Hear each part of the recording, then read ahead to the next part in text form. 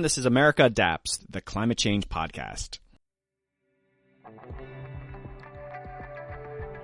Hi, everyone. This is America Adapts, the climate change podcast. On today's special election episode, I have James Stillwell from the University of Maryland reporting from Marrakesh, Morocco with the Cop22 negotiations. Also have Alex and WendyKay Dewiss talking about next year's National Adaptation Forum. And back is Tim Watkins with the Adaptation and Wine Power Hour. Please stick around. I hope you enjoy the episode.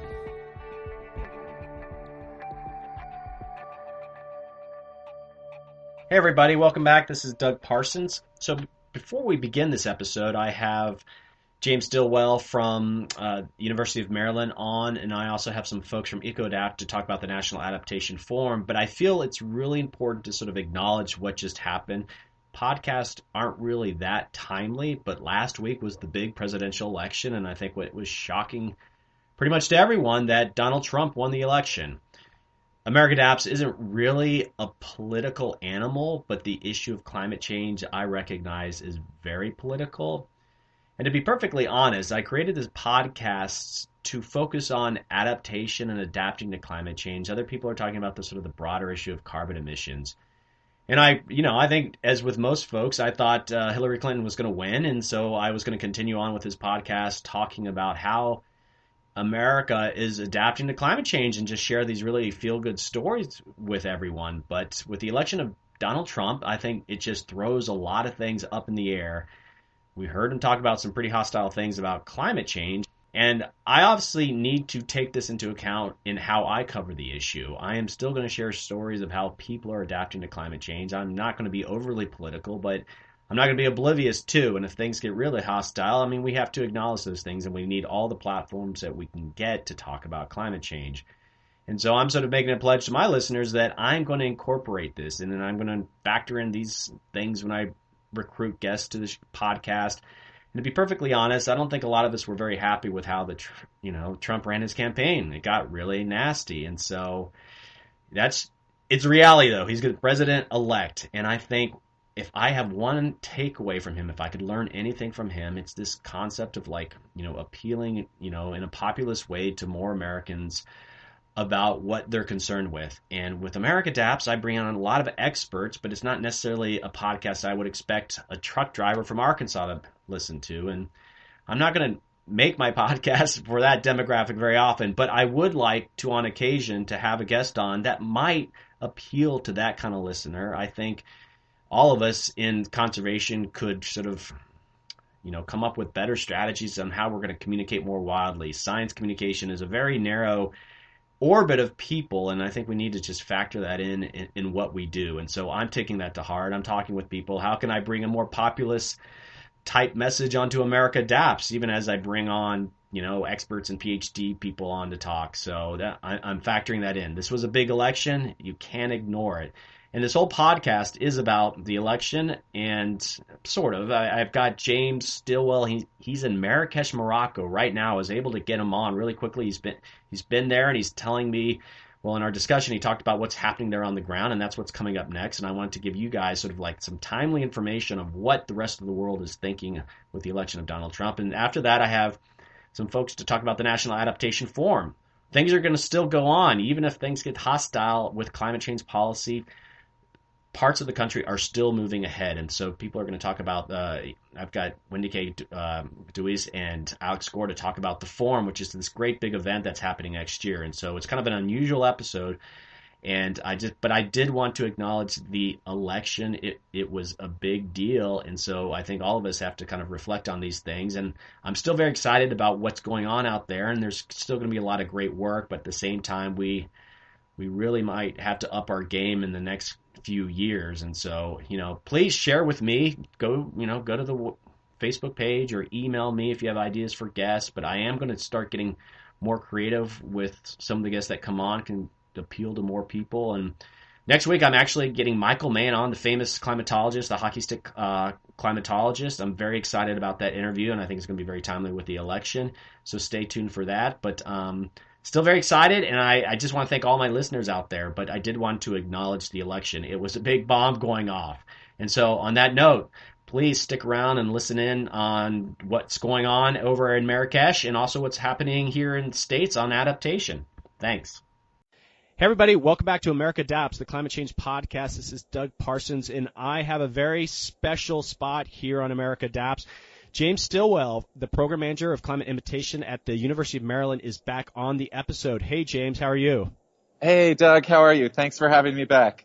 This is what I consider my election episode after last week's big earthquake, and can you tell the listeners where you're at right now? Yes, so I am at the UN Climate Conference in Marrakech. It's the 22nd meeting of the Conference of the Parties, and really following up from last year's big Paris Agreement at that climate conference. So this one's called the Cop of Action, which is essentially to move forward not on any big agreement of this scale that we had Paris last year. That was obviously a huge accomplishment, and now just thinking about how we're going to move forward on implementing it across the width and breadth of all of societies and within sectors, among countries. So very much a different tone of the COP from last year, and then obviously the news that came out last week changes the tone a little bit more still. But there's been a lot of great energy and momentum here on the ground, so I look forward to talking about that in a little bit further detail as we move forward here. Well, yes, and so there was this political earthquake last week, and I'm just curious, what were you thinking climate change-wise the moment you realized it was going to be President-elect Trump? What went through your head? Yeah, well, what went through my head was just essentially thinking of what Trump, the candidate, had said on the campaign trail, which was to really largely deride the U.S.'s climate commitments and actions domestically with things like the Clean Power Plan, but then also in terms of our engagement in international agreements like the Paris Agreement. Whereas we had the other candidate, Hillary Clinton, who was openly committed to carrying these agreements forward and making sure that we were doing everything at the country level to make sure that they were successful. So certainly from a climate perspective, there was some concerns and questions there, to say the least, when it became clear that it was going to be President-elect Trump. And those questions and concerns are still very active and very much working themselves out. I mean, here we are less than a week out from the election. That's still been an adjustment and interesting to land as it did. In, the second day of the COP was when the U.S. election was, and then folks in Marrakesh woke up that next morning on Wednesday to the news that it was going to be Trump. And if you want to learn more about this, actually, I would recommend something that was put forth by the director of the Center for Global Sustainability, where I work, Nate Haltman. He just did a real quick segment on what does it look like for now that we have President-elect Trump in terms of the U.S.'s climate commitments. And we'll emphasize one thing that I mentioned earlier, and that he Dr. Hartman does a good job of explaining, which is that we know what the candidate Trump has said on the campaign trail, but we don't know what it'll mean in terms of once he gets into office, what he will actually do or not do with respect to the Paris Agreement and other actions that the Obama administration has taken on climate. We've already seen, even just in the past week, that Trump has started to walk back some of his remarks on, unilaterally or comprehensively repealing the Affordable Care Act, that some pieces of that might be worth retaining and not something to repeal whole scale. So how would this play out with respect to the Clean Power Plan or the Paris Agreement is still a big question and concern that we're all trying to figure out as well. So, James, folks might not have listened to your longer podcast that you did with me. Could you just briefly say why are you there? What is University of Maryland doing there? Just people are probably like, what are you there representing and everything? Sure. Yeah, absolutely. So we are here through the Center for Global Sustainability and to represent the larger university in terms of very much the sector, the university and research institutional sector of working on making sure that the Paris Agreement and just climate action in general is robust from the perspective of universities and research institutions. And by that I mean something that hopefully sheds some light on and gives some hope to how things will move forward in this President-elect Trump world, which is that the Paris Agreement was so successful and so unprecedented in so many ways from what we had accomplished before in the climate movement, because it drew a lot of its strength from working across and among sectors. So it wasn't just something that happened through the UN process and was agreed to by governments, although officially that is, what we see on paper in the Paris Agreement. But that drew a lot of support from all the work that was being done across all these various actors in society. So if you think back to the People's Climate March in 2014, which gave a lot of momentum and strength to the Climate Summit in 2014, that in turn laid the groundwork for the Paris Agreement, you see all these actors from civil society, from academia, you see the business sector, finance and foundations communities, all saying with a pretty resonant universal voice that it's important that the world act and be ambitious on climate. And that was what gave the Paris Agreement so much of its strength, which is also why the Paris Agreement is not dependent on any one single country's actions or lack thereof. So while the questions and concerns about what might happen with the U.S.'s role moving forward in the Paris Agreement are certainly rife and causing a lot of conversations and some shock and surprise here in Marrakesh. It's not to the point where we are feeling like, the Paris Agreement isn't still a strong agreement, because it very much is. Do you get to interact with any of sort of the U.S. government representatives there? I mean, have you talked with them about what's sort of going on? So this is actually, we're closing out on my first day here at Marrakesh. And so I have not directly engaged with any of the U.S. government representatives here today. I've been connecting with, so the dean of the School of Public Policy at the University of Maryland is Robert C. Orr, and he is also the special advisor to the UN Secretary General on climate. And I've connected with him, and then our director, Nate Haltman, and essentially just discussing what these concerns and questions are, and then what that means for a lot of what we've started to try and suss out over the past week in terms of, you can see a lot of questions and tentative answers in the press about what would it actually look like if the U.S. were to pull out of the Paris Agreement, and so there's been rumblings about that certainly here in Marrakesh, but then also just thinking about, all right, what are we going to do to keep the conversation moving forward of what we would have done going into Marrakesh regardless, which is very much to make this the COP of action and to decide how we are going to implement the Paris Agreement in all sectors. So the Obama administration obviously is the official negotiators there on the ground, but sometimes, there's an emissary from, transition government. Did you hear of the Trump administration sending an emissary? Do you think they would do such a thing?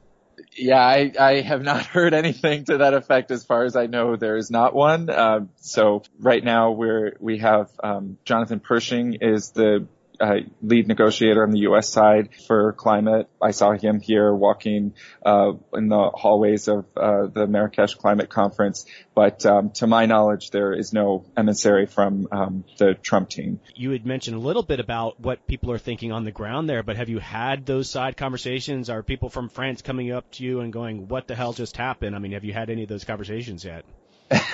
Yeah, I mean, very informally. And, there's just so many questions right now that, we can't even answer definitively. No one really can. But yeah, those certainly informal discussions among that. I do want to say very clearly that I am not in the closed door negotiations that are happening with, the U.S. negotiator than others from other countries.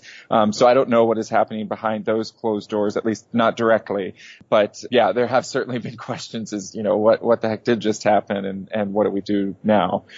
But you said there's still a relatively positive vibe that you guys need to sort of forge ahead on this, though.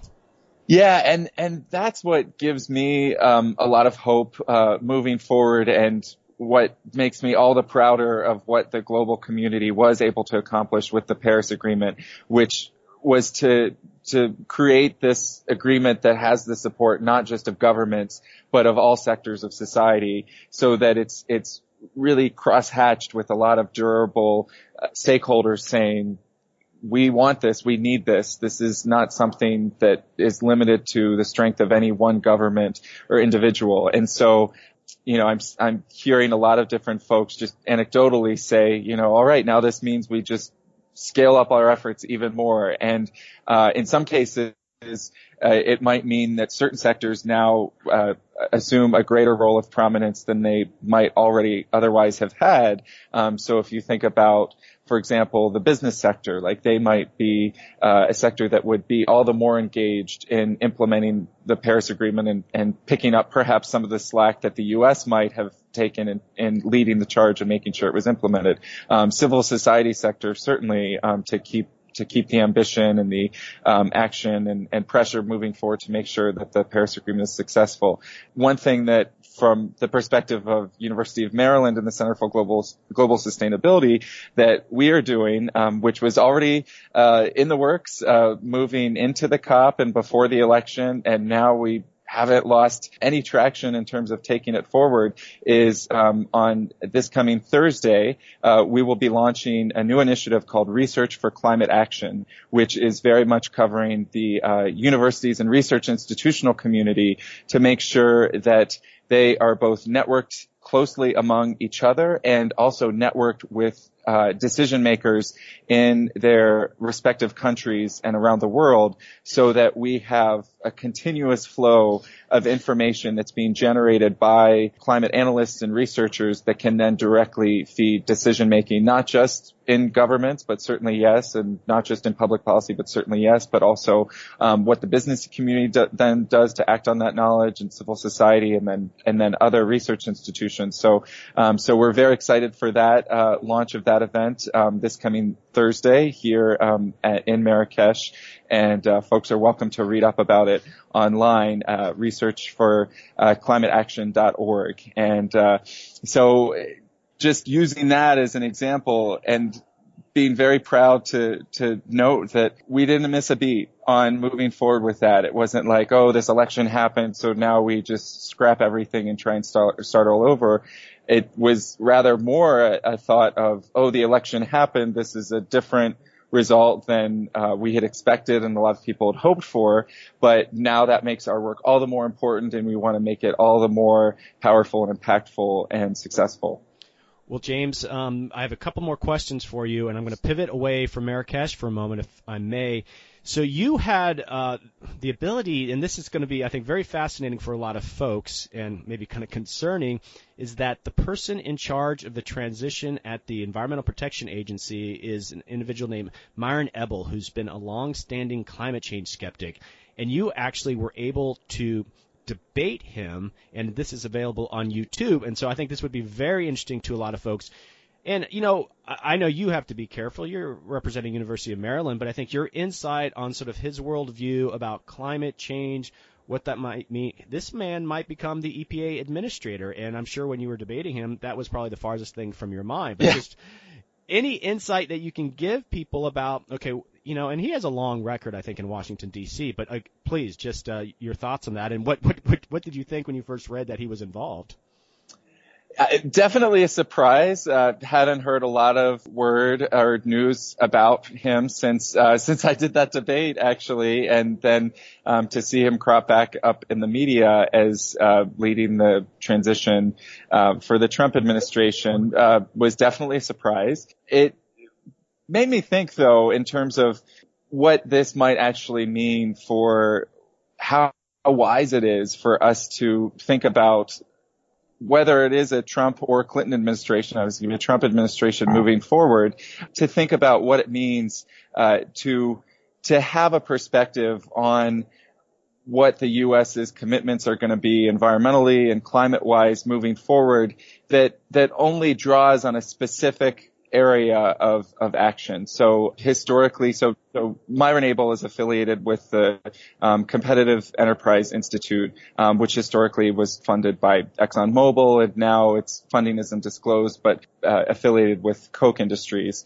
and not necessarily one that is. These affiliations are usually focused on a very narrow slice historically very important, but a very narrow slice of what we're thinking about going forward in terms of what the energy sector will look like. So more so focused on fossil fuels, oil, gas, etc., and not so much focused, obviously, on renewables such as wind and solar. Really, quite a different emphasis in terms of Myron Ebell's affiliations through his past involvements, and that could be cause for some concern in terms of, well, what does that mean for U.S. commitments? But it also hopefully might give us pause to think, okay, how realistic is it to leave out consideration of these other areas of the energy sector that are only growing in strength and importance and competitiveness? So, thinking about even Trump's own interest in building infrastructure, in making businesses strong in the United States, having homegrown business solutions and jobs. If we're neglecting or even ignoring what the power of the renewable energy sector can do for those goals, then we're leaving a lot on the table. We're essentially ceding competitive edge that we might have to other countries that have already taken up the charge on this, and really was what gave a lot of strength to the Paris Agreement in terms of the business sector really saying, okay, we support the Paris Agreement because we recognize how important diversified energy portfolios are moving forward in the future. And even thinking about how the Paris Agreement was structured, it was developed through all of these different countries putting forth what are called intended nationally determined contributions, which is a very much a mouthful way of saying that countries directly said, this is what we will do as our role in implementing the Paris Agreement, so that it was very much something that other countries could look at and emulate and imitate and build upon, etc. If the U.S. were to pull out of that, which Donald Trump had suggested on the campaign trail, and now again it's a question mark of what that will look like, then it's essentially you're just saying to businesses that they don't know what to expect from the United States. So, for example, when situations like Superstorm Sandy might come up, it's hard to know what the U.S.'s response might be. And therefore, businesses don't really like that uncertainty. So you're dealing with a stakeholder where you're not really sure what their future actions will be.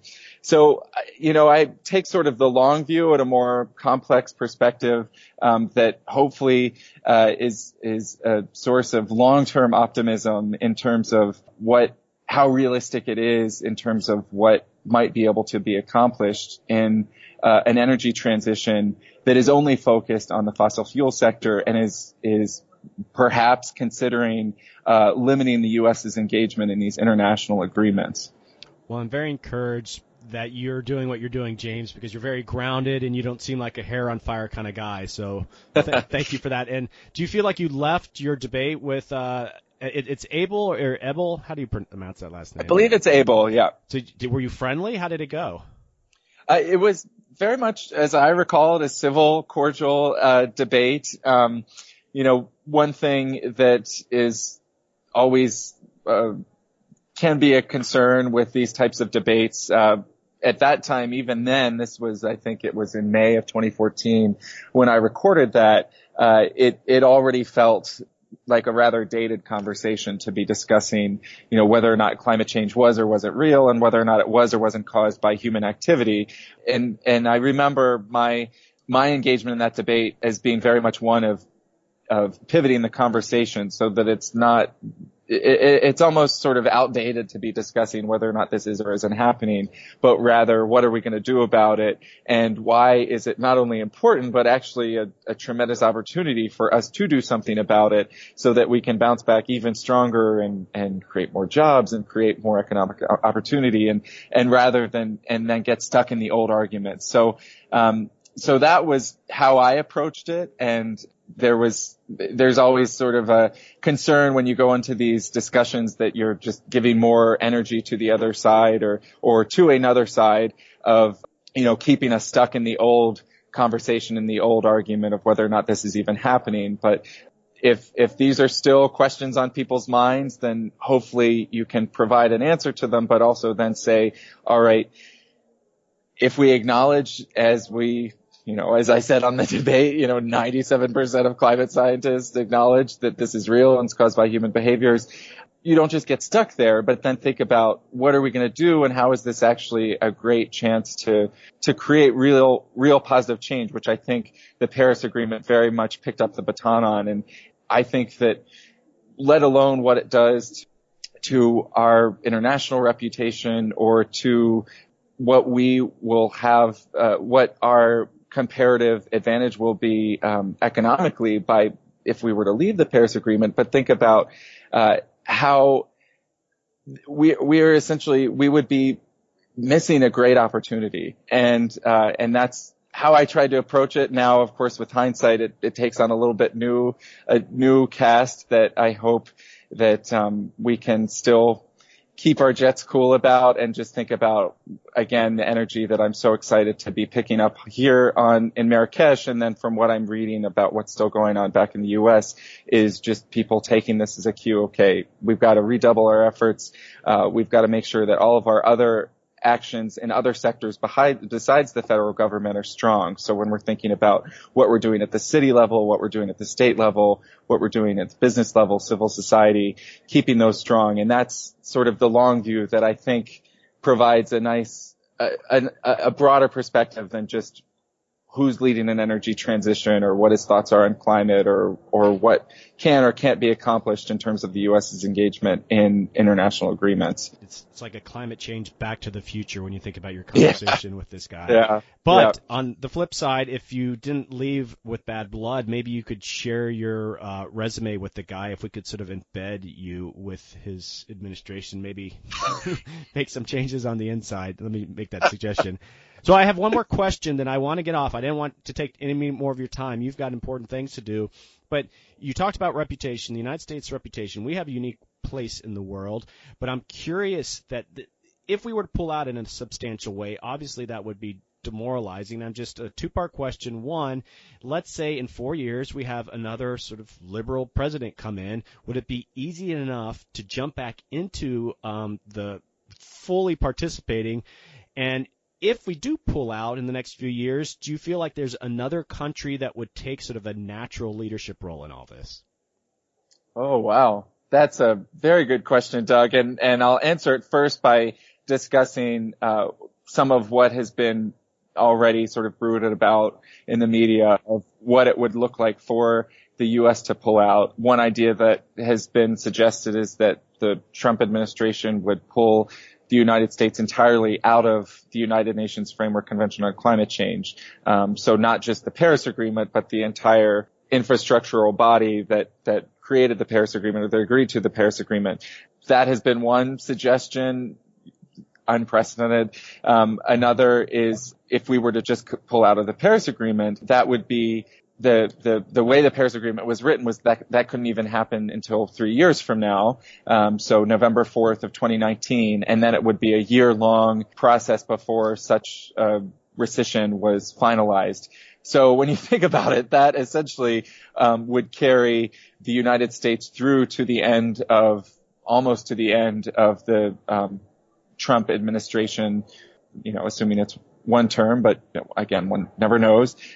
So that what it would look like for the U.S. to then re-engage in that process, I honestly couldn't comment on. I don't know then what it would look like for us to then pick that back up. The time horizon is such that when you think about it, it almost starts to seem irrelevant because the way that the Paris Agreement, we're not even a year out from its being agreed to. It was December 12th of last year, and it was such a swift ratification and entry into force process. For all of the countries that signed it to have done so by I forget the date, but it was sometime this spring or summer when the threshold had been reached for countries to sign it in terms of, when it was then able to enter into force by November 4th of this year, is such a rapid adoption of an agreement that it's almost like this unstoppable machine now. So thinking 4 years ahead in the future, it's honestly for me difficult to speculate. I would wonder how much even more so, it would be an unstoppable machine by that point. Again, not wanting to paint too rosy a picture in terms of the sense that this is definitely something that we should be attentive on and concerned about, and reminding folks both in the transition team, but then also throughout sectors of how important of an agreement this is for the United States to remain competitive internationally and domestically, and that it's not something to be taken lightly to just exit it, and then to really emphasize the real concrete effects of how that quick process of being approved and entering into force, how much that would change what it would mean for the United States, not just in terms of participating in a national agreement, but for what we would do in all of these different sectors that gave so much momentum for the agreement to be able to be approved in the first place. I mean, there'd be a lot of answers to all these different sectors, from businesses to civil society, who would say, hey, look, we really want this, and we will be very frustrated and very upset and very much not as interested in potentially other areas of engagement if the U.S. is going to pull out of the Paris Agreement. So again, there's a lot of questions, some of which I and perhaps almost nobody at this point could answer. But yeah, it's definitely something that we want to make sure to remain vigilant about and keep reminding our leaders, both in the government and in the transition team, and then throughout society, of how important this agreement is and what it actually means on the ground moving forward, beyond just a specific climate target, but what that means for what actions economies would take and other stakeholders. That was a great explanation, James. I appreciate it. So I don't want to take any more of your time. I want you to go out and have a good time in Morocco and go talk to folks and go, hopefully, with other countries, let them know that there's still quite a few folks that want to make this thing happen. But I feel very encouraged that people like you are over there. And, if any final words you want to give, Americans, saying that, I think you walked through a lot, that it's not like over right now, but, it is, we should be very concerned. But I think you sort of explained that it's not, instant. So any final thoughts before I let you go? Just to say that I hope that we take this result as essentially reiterating what I said earlier, as cause for, Wednesday was definitely for a lot of folks in the climate community a difficult day to think about what the world would look like moving forward, and how we were going to continue to carry forward the Paris Agreement and actions in the United States and abroad, but then to take that hopefully as a charge to become more vigilant and become more vocal and more active, both with our engagement with government and our engagement with the new administration, but also with our engagement among the other sectors that were so important to making the Paris Agreement, first of all, be agreed to, and then to start to see success throughout society. And I feel like if we can keep that in mind, Trump has said, actually as I was preparing for our conversation, I noticed that back before the Copenhagen climate conference in 2009, Trump had actually signed on to some sort of an open letter that was encouraging businesses to act on climate in Copenhagen, because it was from a good business sense of what we should do.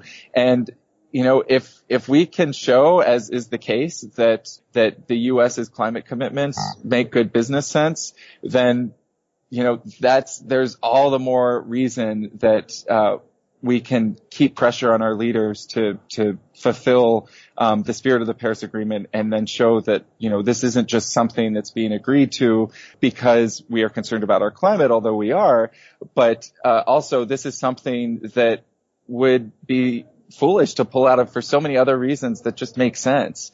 And so if we can keep that in mind and keep raising our voices and keep acting, I think that gives me a lot of hope moving forward for what we can accomplish on climate. Okay. Very positive message. And again, thank you, just listeners, once again. James is calling in from Marrakesh, Morocco, and he took time out of his very busy schedule to share his insights on obviously what is a very important issue and how the election has affected all that. So yes, James, go have a good time and go get some good Moroccan food on my behalf. So, but thanks so much, Doug. Appreciate your having me today, and I wish you a lot of luck. I mean, you're sharing this message with the world and with your listeners is just so important. And again, I'm honored to participate again. Awesome. All right, everybody, this is America Adapts, a climate change podcast. Hi, everybody. Welcome back to America Adapts, the climate change podcast. I am your host, Doug Parsons. I have Alex Score and WendyKay Dewiss. Hi, guys. Hello. Sorry, we're gonna have plenty of that. Don't worry about it. You guys are from EcoAdapt, right? Yes, we are from EcoAdapt. EcoAdapt is a nonprofit with the main focus of building the field of climate adaptation. Excellent. I go back a little ways with EcoAdapt, and so the listeners from last week will probably recognize, Laura Hansen and Jenny Hoffman, who has a history with EcoAdapt. I can't get rid of you people. You keep showing up on my podcast. I'm not sure what I'm doing wrong, but anyway, welcome to the podcast. Thank you for having us. Exactly. Thank you. Well, listen, I don't want to go any farther than without recognizing the sort of earthquake that happened last week. This is not a political podcast, and I'm not here to sort of dump on anything, but I think we all recognize. But if we want to chat a little bit about that, and I think it's going to fit nicely into our discussion about the National Adaptation Forum, which will be the topic today. But I think now more than ever how important these kind of things are. But yeah, pretty shocking week, huh, guys? Very shocking. It's been an interesting week for folks working in climate change. I think we're a little bit shocked, but it makes it more important now than ever to really start pushing for climate adaptation. And it's adaptation is you don't even need to talk about climate change. We can actually continue doing the work that we're doing without even having climate change in the forefront. If that's what it's going to take, we survived many other years when the administration did not believe in climate change. So I think that more than ever is it important for us to have these discussions, working together as a coalition to start putting adaptation in the forefront. And that's I think that we will rally together to make sure that happens, Doug. I actually think it's going to bring us many opportunities as well as challenges. But I think that if we look at it in the positive lens, there's actually a lot of good work that's being done, and that work will continue to be done. I think you make a great point, and to be quite honest, the last couple of days, I think we've all been reflecting on it, and it's, we think we've made so much progress under President Obama, and we have, but in some ways I feel like the whole movement has gotten a little bit complacent, and maybe this is that opportunity where, especially adaptation kind of stepping up, and what is our role in this larger climate change discussion? I'm trying to find some silver linings, but I think that's a realistic path forward. Could not agree more. And I think this is actually maybe will push us to do even more work, work closer together, more collaboratively, so that we can extend, research and climate funding dollars. So I actually see a silver lining as well. And EcoAdapt, of course, helping with the National Adaptation Forum in bringing people together to have those critical discussions will be even more important now in 2017 and moving forward. We're going to get into a little bit later about how federal employees can attend this conference. I don't want to get too much into that, but I do want to offer some of my own observations when I was a Fed, and I missed the first Adaptation Forum because of these kind of events. So we'll get into that too a little bit. But just so everyone knows, and I want to acknowledge the election, that's a big deal. And then on future podcasts, I'm going to be talking to guests in more depth about that issue. And it might actually change the sort of like overall, structure of the podcast. But, the way these podcasts works, we're trying to be timely here with the National Adaptation Forum. And so just need to acknowledge that. But the National Adaptation Forum is this great event that happens every 2 years. And so I just want to throw it back. I don't know if this is you, Alex, but we'll dig really into this in much deeper detail. But just quickly, what is the National Adaptation Forum? Well, thank you for asking. Well, the National Adaptation Forum is really a gathering of adaptation practitioners. Every 2 years, it's a place where folks can share their lessons learned, create new networks, share their different tools, different research, different findings, and learn from one another throughout all of sectors. The first National Adaptation Forum started in 2013, and now this will be our third event that will take place May 9th through the 11th in St. Paul. So we're really excited about it. I had a conversation, I've forgotten the exact details, and Laura Hansen, the executive director of EcoAdapt, why is it called the Forum and not the National Adaptation Conference? Do you know? Well, I do know. WendyKay, you want to take a stab at that? And then I will. I do know. I have a feeling, to be fair, though, Alex, that you probably have, I believe this was a CEQ issue originally. So if you want to go into more detail with that, that would be lovely. Well, it's not a conference per se, because it is, like I said, a gathering of folks coming together. It is a forum where we wanted to really gather adaptation practitioners together in one place. That had never happened before. There's a lot of climate conferences out there, but nothing like the forum, that it's multi-sectoral, trying to make it as holistic as possible and as cross-sectoral as possible, so that different folks are talking to each other. So we have ag talking to the built environment, the natural resources, talking to the city community planners, the tribal folks talking to different folks in the room. So that was the intent. So a conference means that you're just there to share information. A forum is really where you gather practitioners and that people can share stories and lessons learned, and then create that support network. That's what we heard in 2013, that a lot of people working in the field of adaptation felt very lonely, did not have a support network of people where they could, share lessons learned. And that was what happened in 2013, that network was created, and those bonds are only getting stronger as we move forward. And WendyKay, do you want to add to that? No, I think you did an absolutely perfect job. As Alex mentioned, it's far more interactive than a conference where you're being spoken to and where you have an opportunity to be involved in trainings and workshops and take away really great adaptation information. And again, creating those strong networks that didn't exist before has been really fantastic for the adaptation community. I have to say it's larger, stronger, and more well-connected than ever before. And I believe that this forum is supporting those the adaptation community at large through this event every 2 years. Okay, listeners out there, if you are listening, you're just sitting there on your smartphone, the website, and it might just be useful to you to kind of look at the website as we're having this conversation, and it's nationaladaptationforum.org. Is that correct? Yes. Okay, yeah, just, we'll be talking. It might be useful to you. All right, just some feedback really quickly. Looking at the website, there are no photos of Minnesota. You got to give them something to rope them in to come to Minnesota. Where are the photos? WendyKay, take that. That is an excellent point. You thought this was going to be a softball interview. Come on. Well, I have to say we did have more photos on the website earlier, and we have great real estate on our website, and we definitely need to be highlighting our wonderful, amazing host city partners. The city of St. Paul has been absolutely amazing, and that's duly noted. Thank you so much. All right, I'm going to be perfectly blunt here. When I'm thinking Minnesota, I'm thinking Midwest, boring, but I know deep down there's some really interesting things there, and so some photos of the lakes there, and I think the city's just a world-class city. So yeah, it would be helpful for more visual people to kind of rope them in. So just some feedback. That's great. If you go to the logistic menu bar of the National Adaptation Forum site, you will see some photos there, and the incredible place that we're having the forum, which is at the River Center. The River Center is a green building, so we're really happy to have a sustainable green building to host the forum this year, which did not happen in 2013 and 2015. So we have moved leaps and bounds to ensure that we are actually having the forum in a green building, certified, and also we are in an eco district. So there is a lot to do downtown St. Paul. So I do welcome you to look at the logistics place. A link to our website. It talks about the venue and about self-guided tours, about the eco district, and all the wonderful things that can happen in the Twin Cities. So we are very, very fortunate to be working with both the cities of St. Paul and Minneapolis in making this happen. So we're very excited. Now, why did you pick St. Paul? I mean, there's those reasons there, but was there any sort of broader reason that you chose St. Paul?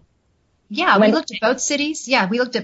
And we really are so excited about the adaptation activities taking place in Minnesota in general. It's pretty amazing, and we wanted to take this opportunity to take these great activities at a state level and obviously raise them to a national level. And in touring Minneapolis, we loved the downtown core district. We thought it was great, but unfortunately, the venues that we were looking at were still creating kind of a divided forum where we had the first forum in 2013, we had 4 floors that you had to attend different sessions. And in 2015, we had 2 floors. And we thought we really want this to be a very cohesive event where everyone gathers in one place for your sessions, for your plenaries, for your networking. And we ended up finding the River Center, the convention center in St. Paul. And it was just kind of too good to pass up. It's just, as Alex already mentioned, it's the first convention center in the world to be LEED certified, Green Globes and Apex and ASTM, certified. And they're just an incredibly sustainable venue. And we were able to secure then accommodations within walking distance, 5 to 10 minutes around the venue. So we thought this is a great opportunity also in St. Paul for people to get out and see our host city. And in years past, the event was held at a hotel. So people stayed at the hotel and attended the forum, and it did not provide as much opportunity to really get out and see our host city.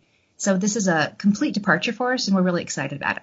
And it sits right along the Mississippi River. So it's really a beautiful venue as well. Oh, I saw the one photo. It does look gorgeous. And I would expect, especially with some of your partners with the University of Minnesota, that, the St. Louis location was great, but I would imagine that you're going to get a lot more local participation just based on everything that Minnesota is, like you said, doing on adaptation. So I'm sure that was appealing to you as you're looking for a sponsor that the locals who can afford to go, they're probably going to show up in greater numbers than in Missouri, which doesn't necessarily have as much experience doing this topic. So.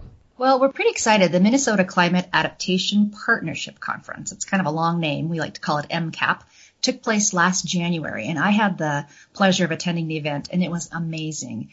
And we talked with them over the summer, and they have agreed to hold their convening on the first day of the forum. So the Minnesota Climate Adaptation event will be taking place concurrently on the first day of the forum. They have a wonderful mix of adaptation practitioners from across the state in all different sectors. And so they'll be representing the state very well. And we, for the first time, are offering a 1-day pass for this particular event. Anyone who attends the Minnesota event will also be able to attend all of the forum sessions. So we're really excited. And yes, there is great enthusiasm from our host city and host state like we've never had before. So cool. Well, I'm excited. St. Paul, I've never been there. I've been in Minneapolis, but never got over to St. Paul. So that's exciting. Okay, Alex, here's a question for you. So if you could kind of give maybe an overview of some of the things that, people submit topics for these forums and conferences, and, what are some of the topics, what are some of the themes of the forum, and, kind of walk through that, just kind of give people a better sense of what they're going to be, learning and interacting with when they get there. Oh, absolutely. Yeah. So we put out a call for proposals for symposia, and that was closed on October 14th. So thus far, we have a lot of sessions already proposed, and they range in terms of topics from natural resources management to urban adaptation to public health, transportation. This year, we have the first topic on talking about retreat. I know it's a topic that not a lot of adaptation practitioners have expressed a lot of joy about talking about, but we do have sessions about what does it mean to do retreat, to actually have to retreat and move some communities. Another new topic that we have is business chain supply and demand, which I think is huge. Of course, we have the regulars like insurance and risk management, the tribal indigenous track. One of the focuses this year also is about equitable adaptation, and what does that mean? So equity is actually a cross-cutting theme throughout all of these issues. So we want to ensure that we're making the 2017 National Adaptation Forum as equitable as possible. We actually have a equity working group that is really working hard and trying to ensure that we have that diversity even within the forum. And what does that mean? There's a lot of community members, faith-based organizations that are actually doing adaptation, but they might not see themselves as adaptation practitioners. But others need to learn from them, and they need to have a voice in the forum. So we are actually trying to fundraise to ensure that we get more community members involved within the forum and that can participate so that we increase that diversity. So that has been also one of our focuses this year. But we're very, very excited. And one of the other things that we have gotten thus far, Doug, which is very good to see, is that we have proposals from every region, including the Pacific Islands, which is huge, and 50 sessions already in the international arena. We've had a lot of interest from international partners to learn from the U.S. about what we're doing in adaptation and also share their lessons learned so we can learn from them. So we have been working really hard with those partnerships as well. So you might have to change it to the International Adaptation Forum. Not yet, but we do welcome our international partners for sure. Absolutely. Okay, a couple things, some observations there. I love that topic of retreat. I'm a native Floridian, and that's just a conversation that's not happening enough. So I'm very curious on how that's going to be structured and what sort of presentations are around that. And what you said, just the outreach to maybe non-traditional people. You know, I was actually contacted by someone from the Unitarian Church in Auburn, Alabama. You're listening out there. Thanks for doing that. And so apparently the podcast was shared on this National Unitarian Church newsletter network. And the reason I'm mentioning that, if you are out there listening, the Unitarians have been great on environmental issues, and so I would encourage them to, check out the forum. Maybe this is something, a lot of them have very active green groups, that this is something that you need to get, I guess, more involved in and learn more about adaptation. So please, I encourage you for those kind of non-traditional audiences. My next question is just sort of a follow-up. Okay, is there anything different about this forum than previous ones? And I think you've sort of touched upon some things that are a little bit different, but do you feel like, okay, as you approached developing this forum, what are we going to do different, or what are we going to do better? I mean, can you kind of share those thoughts? Absolutely. And I think that this was brought up in the previous podcast, but we heard from forum practitioners that they wanted more plenaries, a place that folks could gather in one room and actually share some stories together. So this forum, we are very happy to announce that we have 5 confirmed plenaries and we're working on a 6th plenary.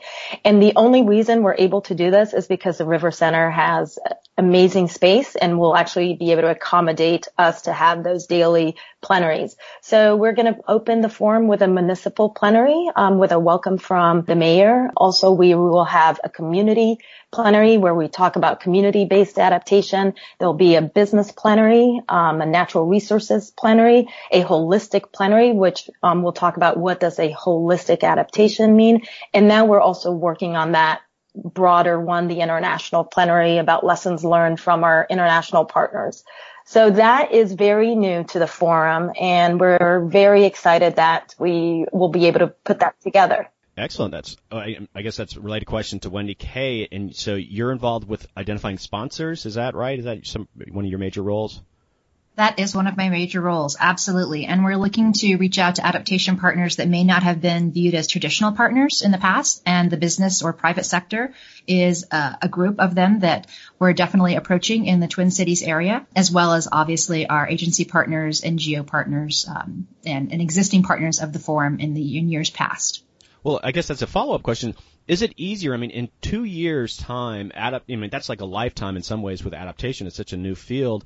Do you feel like as you approach sponsors for the forum that there's just a broader universe of people that you think could justify sponsoring it? Has it been easier? Or, I mean, I know it's always difficult to get sponsorship, but do you just have doors open in that time frame? Well, I think that Alex brought a good point up earlier in that recent events this week in the political landscape have actually created opportunities for us because it's critical that we take action now in the adaptation community. And as I mentioned, the adaptation community for the forum is stronger and better connected than ever before. And the networks are really, working very well together. And so it's a great opportunity for us to reach out to these partners and let them know now is the time for action. We've got to stay together, stay strong, move the adaptation, initiative forward. And again, reaching out to even some of those private sectors, they're already implementing adaptation activities into their business plans and business models. And, so our business panel, as Alex alluded to, we've got some Fortune 500 companies from the Minnesota area that we're really excited that are going to be speaking on that panel.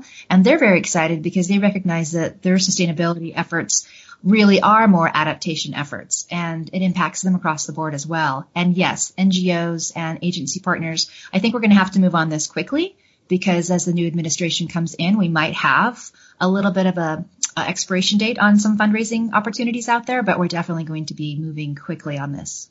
I guess follow up, when it comes to the federal government employees that are interested in attending this, I actually was supposed to go to the first one. That wasn't in Denver, right? The first one was in Denver.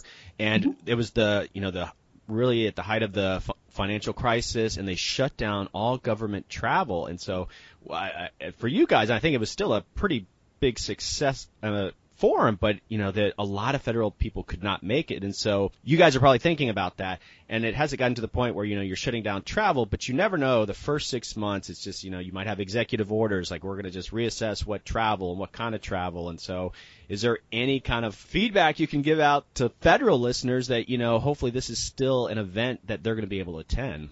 Well, I can take on a part of it, and I'm sure that Alex can speak to it more as well. But one of the things that we've done over the years is we've really worked at securing travel support for a cross-section of all of our participants. So whether you're from an underserved community, an NGO, or an agency partner, we do have travel support opportunities that are out there. We did not have that so much in 2013, and we really put it into play in 2015, and we've been very fortunate to have some great foundation support for 2017. So we will have some travel support opportunities out there in one form or another.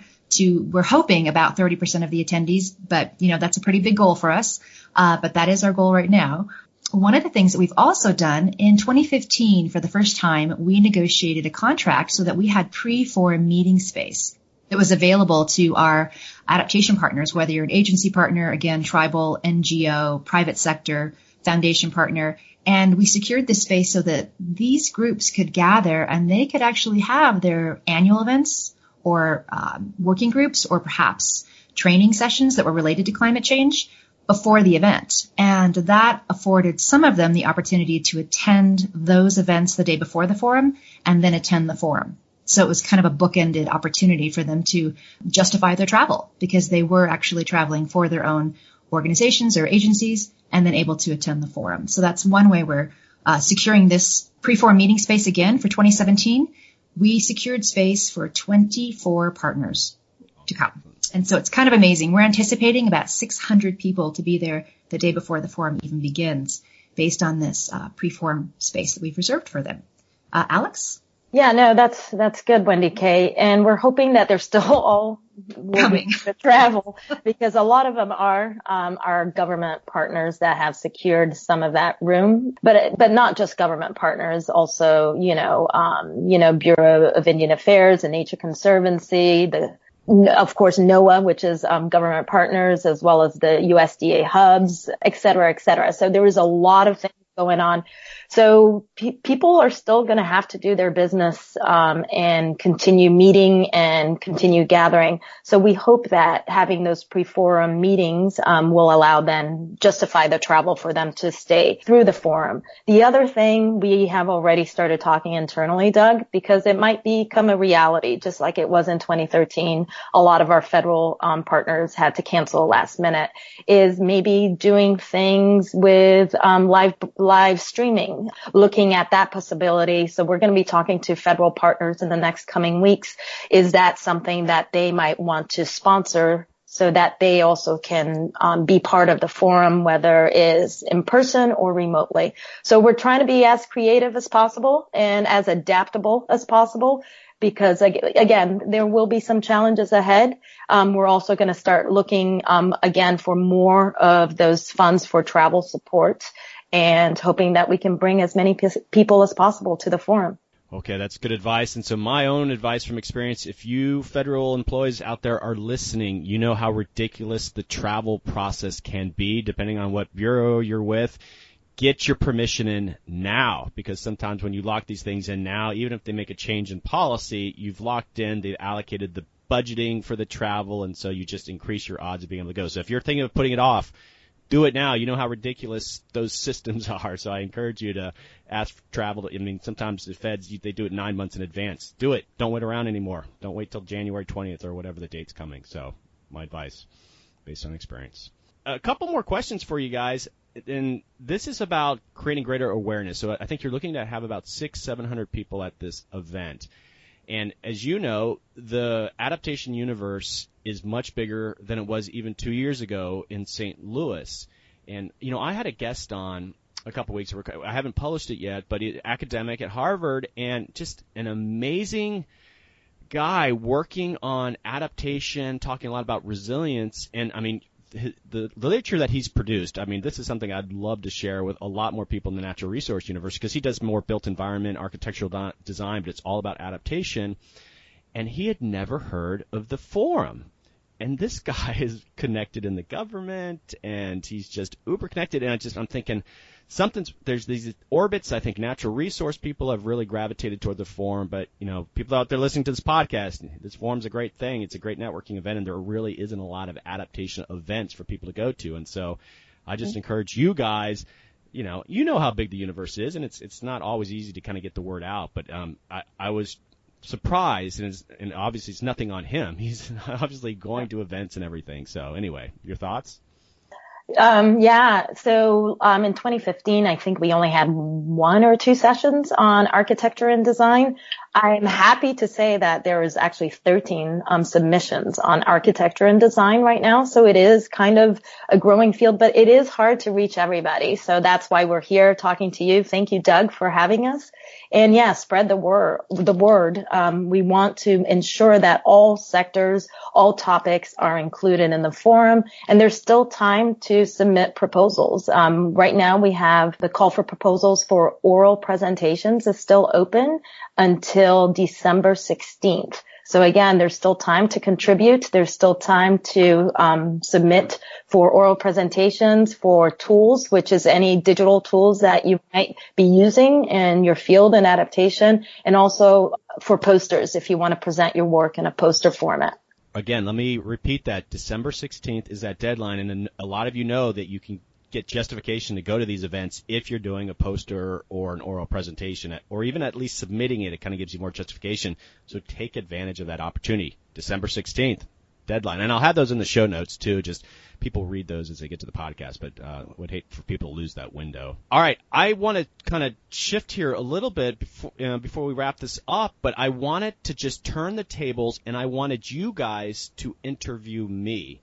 And I want you to ask me questions that you think you should ask. That I was a conference goer in St. Louis. Now, what would you ask me as I talk about that event that would give people sort of inspiration that they want to go to Minnesota? Oh, I'll take a first shot at it. So, Doug, what was the most important takeaway from the 2015 National Adaptation Forum? What did you take away, and what did you bring back to your work from the lessons learned from the forum? Good question. Okay, I think probably recognizing the diversity of people working in adaptation. It was very encouraging, even though I talked to Laura Hansen a bit about this. The natural resource people gravitate toward it, but the event still attracted a lot of people outside of that. So, you walk away thinking, I can learn from these other sectors, and I just, you're getting business cards. And so to me, that was great. It was eye-opening, because I think sometimes in your own field, you get a little bit stale in your thinking. And so there's a lot of energy interacting with other sectors, because there's conferences that people, you just always are dealing with your own people. Adaptation is kind of that opportunity as you're growing to kind of say there are different people. Like, this professor came on, and it blew my mind, some of the literature that he's produced. So that's probably the biggest thing I took away from it. Wonderful. WendyKay, you want to give him a shot at question? Sure. Regarding our networking opportunities at the forum, did you feel that in addition to the existing partners that you may have already been working with in the adaptation community, that you were able to connect with new networks and move those forward after the forum? And of course, I'd love to ask you how the food is, Doug, because it's one of the big things that everybody talks about this event. And I know it's not adaptation related, but we have you captive audience for 3 days. And so it's always a question that you can edit out, but I would love to know personally anyway. Oh, that's so funny, because I was totally going to mention the food. The food was spectacular. Well done with the food in St. Louis. It was really yummy. It was fresh food. There's a lot of vegetables. Of course, I can't remember everything, but I do remember the food standing out. And I think as part of the conference registration, you get breakfast and lunch. Is that right? That's correct, yes. And we have beverage service all day. Right. Yeah, and I think you weren't necessarily even providing Cokes and all that kind of. Maybe I'm wrong, but a lot of that junk food, I think you had more healthy options, and so that was nice too. Maybe I'm wrong. I'm kind of going back. I'm looking at the visual, and I like the space. I think the space was in some ways a little tight, but I think it was helping you guys get what you wanted, where we were all going to interact a lot more. There was like that main kind of hallway where all the tables were. Mm-hmm. So I just felt like, that's where I would go hang out. That's where I'd go have a coffee. That's where I'd, look at my phone. And so that was nice. And it sounds like you're trying to recreate that in Minnesota. We are actually going to have a Monday meet and greet like we did in 2015 in St. Louis. And we're really excited because this year we're going to have regional, national, and global adaptation partners represented. And they're going to be giving away their, Adaptation Academy awards, as it were, represented to different organizations that they work with regionally, nationally, and globally. So we're really excited about that. So hopefully you'll be able to attend that event. And then, of course, we have our regular Tuesday networking event, which will take place at the forum. When I was at the Society for Conservation Biology, we did this thing, adaptation speed dating. And so I'm assuming you've probably done something similar or whatever, but you just get together, you spend a few minutes sharing what you're doing, adaptation, and if you've got a drink in your hand, all the better. So it sounds like your networking events are probably going to be doing that. But if even a little bit of structure, that helps the kind of shy people to kind of leap right in and just meet as many people as possible. So it's a great idea. Well, an additional question, I think you're just saying, leaving the network, I mean, I felt like I had quite a bit of networking opportunities. And there's side events too. Like you get invited to, this organization has their own kind of happy hour that not everybody goes to.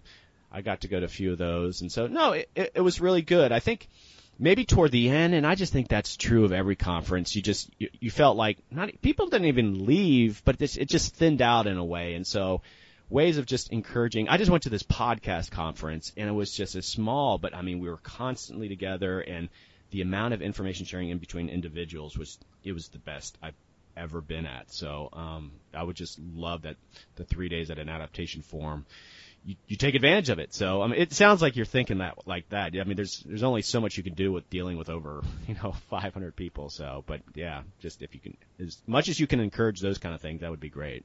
Great feedback. Thank you. And we are anticipating 900, maybe 1,000 people at this event.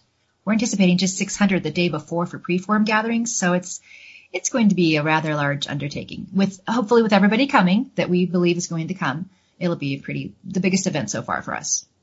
Well, I think we're going to stay in touch, and Laura, I think, is going to come back on with someone else, and we're going to talk, I guess, more detail because you'll have settled on, the panel presentations, and in January and February to talk more about the forum again. And of course, I'm planning to be there, knock on wood, but I will be doing some podcasting there, doing some walk around interviews and such to just because, that for me, my own selfish desires, there's going to be all sorts of cool people there and just talking about the event and what it means to them. So very cool. Well, okay. I feel like we've covered a lot of Is there anything that I missed that you wanted to share? Any last thoughts, or just, like a cheerleading? This is, to me, it's a great event, but any last thoughts, Alex or WendyKay? Sure, I'll do one last thought. One of the things that we started in 2013, it actually came from one of the practitioners in Denver. They're like, well, here we are talking about adaptation. What are we doing? We're all traveling somewhere. What are we doing for our travel offsets? So we started in Denver. We gathered some money the last day, and we gave it to a bike sharing program up in Denver. Last year in 2015, we partnered with MSlice, a community group doing adaptation on the ground in the east side of St. Louis. And this year, we're really happy to do our travel offset project, which is with the Mississippi Park Connection. A local nonprofit is working with the City of St. Paul Forestry Program and the Science Museum to do a preform gravel bed nursery tree planting. So this is an adaptation project that is actually replacing climate-comprised ash trees that are dying because of climate change. And so we will be doing that as a pre-forum event. So forum volunteers can come and do the planting. It's right by the Science Museum, which is right across the River Center. So we're really excited to partner with them and do a project to the city that you're going to travel with as your travel offset project, or people can also donate to the project itself. Very cool. WendyKay, any last thoughts? Early bird registration is open, and it's open until April 2nd. So we've already had about 20 people register for the forum. So don't hesitate to, make your reservations today. The applications for travel support will open at the beginning of January. And we will have opportunities for folks to volunteer. It'll probably take place a little bit into 2017. We'll be announcing those opportunities, but we definitely encourage students to apply, anybody across the adaptation community really, to apply, because we'll have plenty of opportunities for folks to be volunteering and helping us run the forum. Excellent. And I guess my final thoughts, people out there listening, this really is a great event. You need to recognize that adaptation is a real field. It's an emerging field, and sharing information is just going to make your work better. And this is just a fantastic opportunity to do that. And just the energy at these events, there's just a lot of positive energy. People doing adaptation are just excited because it is an emerging field, and you're gathering a whole bunch of them together. So you're just going to walk around really happy with the people that you encounter. So that's my 2 cents. And you too, thanks for coming on. And I will, like I said, I'm going to share on the show notes if you guys have links and other things. Of course, I'll have links to the forum, but if there's anything else like that, I'll include that. But thanks again for coming on. Thanks for having us. See you in St. Paul in May. All right. Thanks, Doug. All right, everybody. That's America Adapts, the Climate Change Podcast. It is now time for another session of the Adaptation and Wine Power Hour. And it has been several weeks, and people have missed them fiercely. Tim Watkins, are you out there? I am. I'm so glad to know that people have missed me fiercely. I want to talk about the booze in a second here, but something big, really big happened this week. What was it? I don't know. So it's time to talk about the election, I guess. Yeah, this is sort of the election episode. The previous sessions we talked about it a bit, and I thought I'd bring Tim on and we talk about it. And there's any number of ways we could talk about this election. I think everyone sort of, when it comes from climate change perspective, thinks it's going to be really bad news, and I certainly don't want to sugarcoat things, but it could be really bad news. But I'd also maybe like to look for some silver linings, and we might not find any, but let's think like that. But first off, what is your post-election drink of choice? It's not strong enough, I'll tell you that. No, I'm having a 2015 Santa Julia Malbec, the Santa Julia vineyards from Argentina, and it's quite nice. It's a little on the sweet side for Malbecs, frankly, but it's needed. That's all I can say. Well, I'm going to be honest with you. I'm not drinking wine. I've got a glass of rubbing alcohol and soda water, and it's still not strong enough. Just put a little salt on the rim, Doug. It'll be better. I got some salt in my hand, and I'm licking it, and I'm taking a swig, and it's not doing its job. So it's that kind of election. Maybe we should talk about our election night drinking. Oh, I don't want to get into the election night. This is America Adapts. It's a positive podcast. And that's right. People listening out there, there is a way forward, and we're going to talk about those things. And, Tim and I we have these brief chats, but we thought we'd just really quickly kind of, what are some of the climate change implications? And, we're here to talk about adaptation too. And I guess that to me is one way of looking at, okay, if the things that we heard on the campaign trail were not good with climate change. There's no way to sugarcoat them. That's not being partisan. I guess things like climate change is a hoax and it's made up by the Chinese. And I think policy was a moving target for one of the campaigns. And so maybe that's one way to look at it, and it won't be as bad as we think it is. Okay. Well, by which I think you mean that Trump changed his tune on many issues over the course of the campaign, right? He was against the Iraq war, but he was for the Iraq war, and so many other issues. He just reversed himself, and it was hard to know what Trump really thought. But I believe him when he says he's not a scientist and he's not into the climate change thing, and climate change is a hoax perpetrated by the Chinese. I think that's, whether he believes the hoax part or not, he certainly does not think that climate change is something that really needs to be dealt with through federal government and policy. And when you look at the sorts of people he's thinking about adding to his cabinet, I think that bears that out. So, yeah, it's pretty negative. Well, but we're looking for silver linings, right? Silver linings, silver molecules, anything. Silver molecules.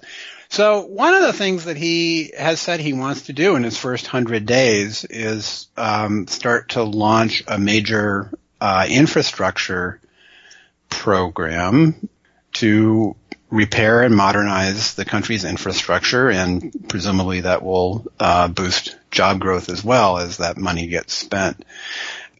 That, to me, suggests some possibilities for adaptation, depending on what local communities want to do with that money, and who knows how much the Trump administration would have a say over exactly what sorts of projects get done. But it wouldn't surprise me if that money gets channeled by states and local communities into fairly innovative climate adaptation projects. Well, there was climate change integrated to the NEPA guidance, National Environmental Protection Act, which covers a lot of planning. It's just I never understood how strong that was, and that could go a long way of kind of outliving President Obama. So, there, like you said, when people start doing transportation planning, they're just the adaptation planning or thinking about what is hopefully baked in some areas that it's just something they deal with. So right. One of the things that you and I have both agreed on, I think from the outset of this whole podcast series, is really that responding to climate change and being creative with adaptation is a great economic opportunity, and there are trillions of dollars to be made in the private sector, certainly, for coming up with new ways both to mitigate and to adapt. And say what you will about Trump, at some level, I think, we don't have his tax returns, but at some level, supposedly, I think he's a decent businessman and makes decisions and sees opportunities to make a buck. And I think that if the argument can be made to his administration that mitigation and adaptation are ways to produce jobs and generate revenue and strengthen the economy and strengthen the livelihood of those communities, that he might listen. Yeah, and I think getting people in there to talk about adaptation and tying into any sort of investment, it just creates an interface to have those conversations. So, knock on wood on that approach. Right. Well, what else? What else? Some other silver molecules in this? That might be it. That might be it. It might be it. Well, there's a whole lot of things going on, and I think it remains to be seen. President Obama used a lot of executive orders and, rulemaking within the executive branch to do things on adaptation, and that is a concern. It might just they might be asked to sort of just stop doing those things, but we've had 3 or 4 years of the federal government engaging with states and local governments about these things that, they might not be willing to engage with the federal government if they're not sort of acknowledging these planning processes, especially adaptation planning. So you would hope that's too much in the weeds potentially to be a target, and if there is sort of an internal political witch hunt. Mm-hmm. Yeah, I don't know if there's going to be a witch hunt.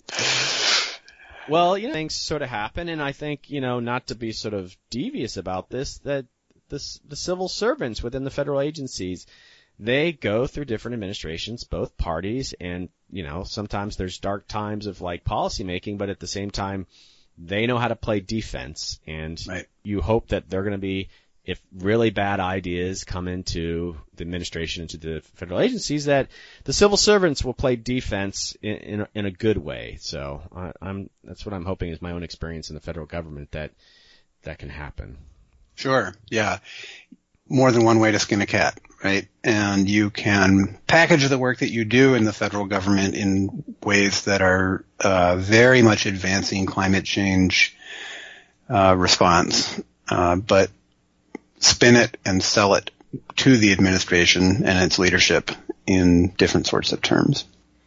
And it's a game, and and I think all the federal agencies play that game in various ways under various administrations and Congresses.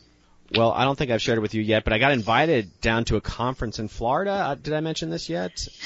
As you media. did, yeah, offline with, is it the business community or something in Florida? Right. There's a business and climate change conference that conference organizers invited me to come down, and so I haven't been to such a conference before, and I'm curious. It might be just really good timing that here's the business community coming together to talk about climate change, and you would hope adaptation and like you said, the business opportunities associated with it will be a common theme, and I'm going to go around and interview people, and was also asked to invite some climate scientists to attend to be there as resources to the conference goers. And so, yeah, it might be a reinvigorating kind of session for me, as, you know, we do head into a new administration of, like, is the business community already past any sort of, like, skepticism, or at least an element of the business community? Well, I think they are. They're so heavily invested, I think, in, you know, reducing their carbon footprint, or stepping up their efficiency, or reducing their financial risk to climate change, because they know, and especially the ones that work internationally or in our multinational corporations,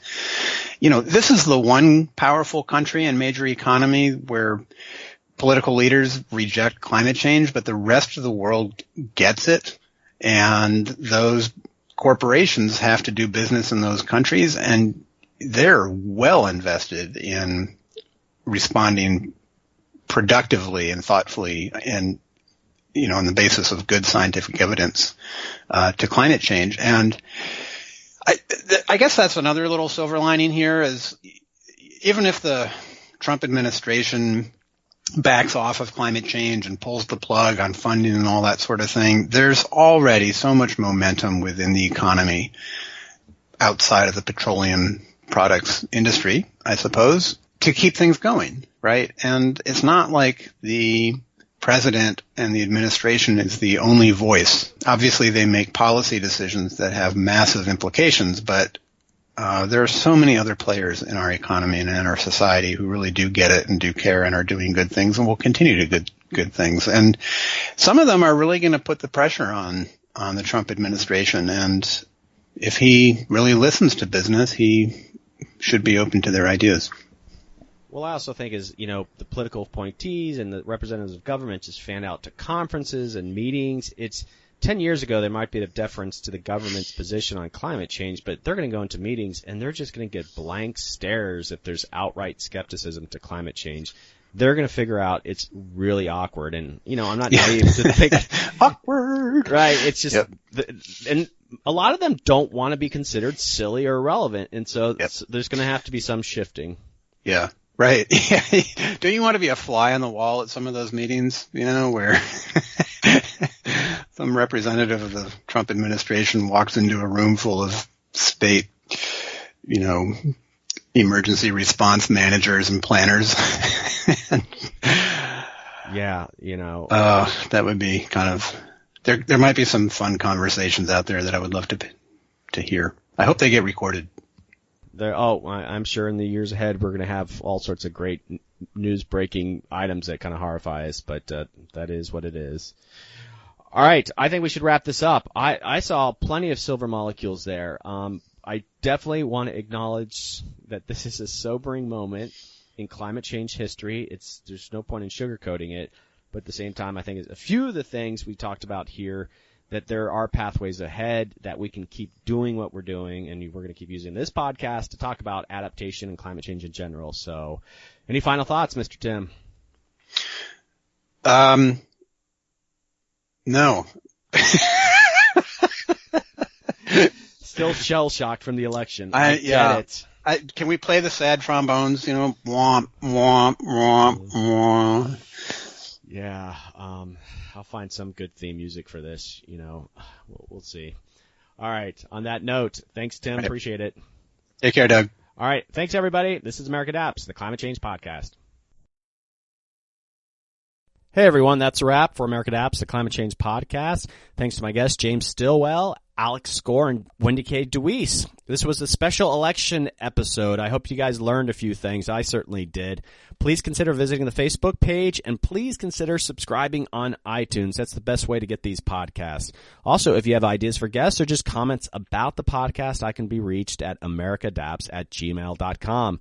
Lots of people email me. I love it when I get an email from you guys, so please just reach out. Also, America Adapts will be in Fort Lauderdale at the end of the month, this is November, to participate in the Business and Climate Change Conference that's occurring there. We were invited to cover it as media, and so I'll go around and interview people at the conference. Very excited about that. Hey, if you're in the area, look me up. I'd be very excited to meet some listeners down in Florida. next week, I have a very special guest, Dr. Michael Mann, the famous climatologist of hockey stick fame. I'm very excited about this episode. He has written a book, The Madhouse Effect, and I'll be talking with him about the book and his own thoughts about the election of Donald Trump. Until next time, this is America Adapts, the Climate Change Podcast.